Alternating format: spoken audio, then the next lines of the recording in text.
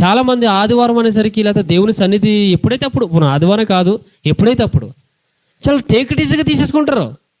ఆదివారం దేవుని సన్నిధి మానేయడం అంటే వాళ్ళకి ఏదో దాన్ని ఏమంటారంటే క్యాజువల్గా బడెగొట్టినట్టు ఫీల్ అవుతుంది. బడెగొడితే మనం ఏమైనా అయ్యో కన్నీరు మున్నీరు అయిపోతారు. ఎవడన్నా బడెగొట్టినాడు, కాలేజీ ఎగ్గొట్టి ఇంటికి కూడా ఉన్నాడు, అయ్యో ఈరోజు నేను బడికి వెళ్ళలేదు, మా మాస్టర్లు ఏమైపోతారు, మా ప్రిన్సిపల్ గారు ఏమైపోతారు, మా హెచ్ఎం ఏమైపోతారు, నా ఫ్రెండ్స్ ఏమైపోతారు, వాళ్ళని చూడలేకపోతే నేను అంత బాధపడతాడు. ఎవడన్నా అసలు బాధపడేవాడు కాలేజీ ఎందుకు మానేస్తాడు?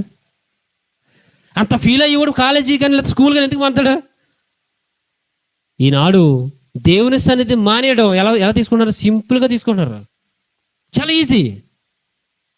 వాళ్ళ వెనక తెలియట్లేదు ఇది పులిసిన పిండి ఉందన్న సంగతి వాళ్ళకి అర్థం అవట్లే, సహవాసంలో లేకపోతున్నామన్న సంగతి అర్థం అవట్లే, అపోస్తలుల బోధ ఎందు ఉండట్లేదని అర్థం అవట్లే.